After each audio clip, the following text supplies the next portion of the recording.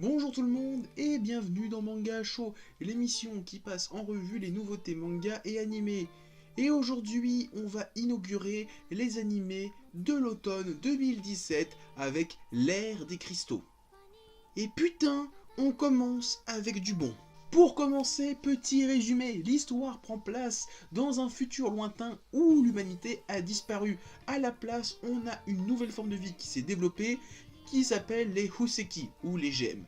Ils ont une apparence humanoïde et sont nombre de 28. Et ces 28 Huseki ou gemmes doivent combattre les Tsukijin ou les Séléniens qui sont des habitants de la Lune.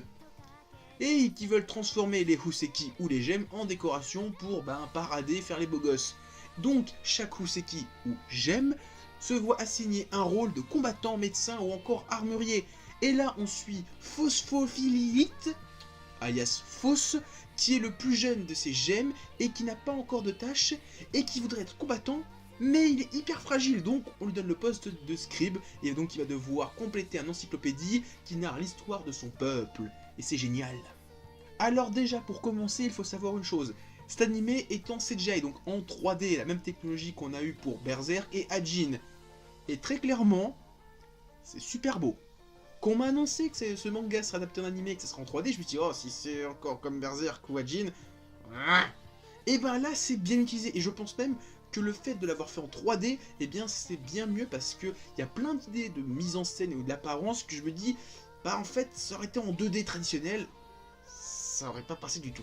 Après, je vais pas non plus dire que c'est tout le temps beau. Il y a des fois où c'est un peu bizarre, notamment quand il y a Cinabre qui utilise son poison et le pouvoir, enfin sa texture, ça fait un peu cheap. Là tu dis, ouais, alors, ils sont pas non plus parfaits partout, mais dans l'ensemble, ça reste quand même très joli. Par exemple, en chose très jolie, il y a les êtres lunaires, les Séléniens, ils sont super jolis. Alors déjà, il y a une ambiance musicale quand ils arrivent qui est super belle et franchement, ça se démarque, leur présence se démarque du reste de la série. Et ils sont aussi en CGI, et en fait ils ont une sorte de texture un peu différente, on dirait du fromage. Je sais pas comment le dire, mais à un moment donné dans l'épisode 1, on voit se faire couper en deux, et il y a une texture un petit peu laiteuse, et tu sens qu'ils sont pas faits de la même matière que les personnages qui sont des gemmes, et ça j'aime bien. Pareil pour le peuple des gemmes, leurs cheveux sont en cristaux, donc du diamant, du jade, du rubis, etc.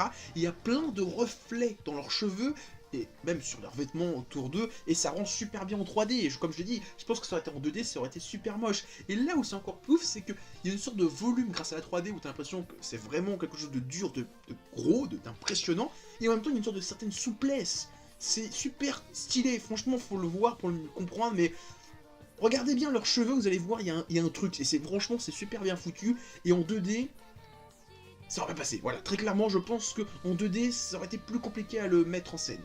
Donc, au niveau de la CG, je suis super content. Je pensais qu'on aurait un Berserk ou un Hajin Beast. Bon, même si Hajin, ça s'en sort quand même mieux que Berserk. Et bah ici, c'est bien foutu. Et ben, c'est quand même bien. Et comme j'ai dit, pour ce qui est pour le corps des Séléniens ou pour les cheveux des personnages, et ben, je pense que la 3D a apporté un plus. Et ça, c'est bien. Pour l'histoire, alors pour l'instant, je n'ai vu que les 2 premiers épisodes et je n'ai pas lu le manga. Donc, on sait pas trop où on va encore pour l'instant. Et sur les 2 premiers épisodes, il y a eu un schéma qui s'est répété, à savoir 2 attaques par épisode. À chaque fois, le Seigneur arrive, il y a un combat, point. C'est vrai que tu te dis, bon, si toute la série c'est ça, ça va être vite chiant, mais je pense que, vu comment finit l'épisode 2, ça va aller sur quelque chose d'un peu plus différent, on va pas avoir ce schéma qui va se répéter indéfiniment durant 150 épisodes. Mais en tout cas, pour l'instant, j'aime beaucoup l'histoire. Bon, pas que pour les combats qui sont franchement bien foutus pour l'instant, il n'est qu'au début.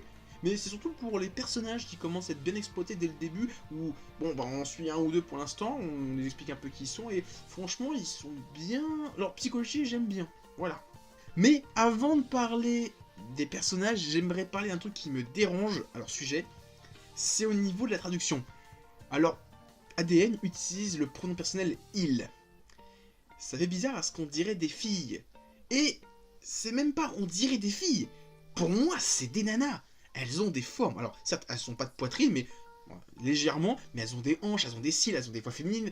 Et quand on lit « il vient nana », donc le pronom personnel masculin, c'est dérangeant.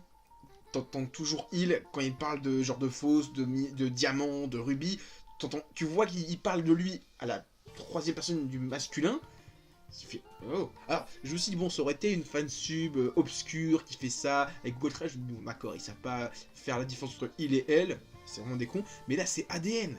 Donc je me dis, ça veut dire que c'est vraiment un choix artistique qui a été fait par les japonais. Donc c'est un peu bizarre. Si quelqu'un sait pourquoi, qu'il m'explique en commentaire, parce que là pour l'instant ça me gêne énormément chaque fois que je vois la je me dis, mais c'est une nana, pourquoi tu dis il, connard? Enfin bref, passons et parlons des héros, ou héroïnes. Donc on suit Phos, qui est l'un des cristaux les plus fragiles de son peuple. Ce qui est marrant parce que ça ressemble un petit peu à un personnage de shonen au niveau de son humour, de vouloir devenir un combattant. Mais un personnage de shonen, souvent, c'est quelqu'un de faible. Sauf qu'elle, elle est tellement faible qu'elle est tellement fragile qu'elle explose au moindre combat. Quelqu'un lui dit t'es tellement fragile qu'au premier combat, tu exploserais. Donc ça sert à rien, quand on va combattre, tu vas faire autre chose. Et ce que j'aime bien, c'est qu'en fait, elle va nous présenter, enfin pour l'instant, j'ai l'impression qu'il va y avoir cette démarche-là de nous présenter durant chaque épisode un membre de son peuple. Donc dans l'épisode 1 on a suivi Cinabre qui vit uniquement la nuit car contrairement au reste de son peuple qui vit le jour, et en plus elle a en elle un poison, donc elle est un peu rejetée de ses congénères, mais en même temps elle se rejette elle-même en disant je veux pas vous empoisonner, je veux pas vous tuer, donc je préfère vivre toute seule, et ça chagrine un petit peu. On voit aussi Diam dans l'épisode 2, donc qui est l'une des gemmes les plus résistantes de son peuple et qui a une drôle de relation avec Bort. Et pour l'instant, dans ces deux épisodes, j'ai bien aimé la psychologie qui a été abordée, comment ils ont développé un peu les personnages, et j'ai hâte qu'avec la suite, on montre un peu les autres, hein. Ils sont quand même censés être 28, donc pour l'instant, j'en ai vu un, j'ai vu Phos, j'ai vu Cinabre, j'ai vu Diam, j'ai vu Bort, vite fait, on va dire Jade, donc j'en ai vu 5 sur les 28, il en reste encore 23. Donc on va peut-être les développer un peu plus, et ça c'est cool, j'ai hâte de voir ça, comment ça va s'agrandir, comment découvrir l'univers de l'ère des cristaux.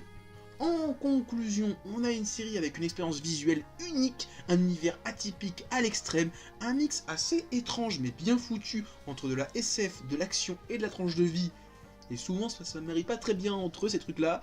En somme, j'aime beaucoup et je vous conseille d'y jeter un coup d'œil. Et je sais qu'il y a un manga qui est chez nous, il y a au moins 6 tomes. Je pense que je vais m'acheter les tomes dès que j'aurai fini cette série parce que j'aime beaucoup et je veux voir la suite. Donc je vais m'acheter ça un de ces 4. Jetez, mais regardez bien mes lectures du mois, c'est sûr, un C4, ça va arriver dans ma collection. Donc restez aux aguets. Voilà, c'est tout ce que j'avais à dire sur l'ère des cristaux. Franchement, regardez cette série, à vaut le coup d'œil, allez-y, je vous le conseille. Et donc, maintenant on va se quitter, donc avant de partir, laissez un petit pouce bleu, laissez un commentaire, partagez la vidéo sur les réseaux sociaux. Il y a mon Facebook et mon Twitter dans la description.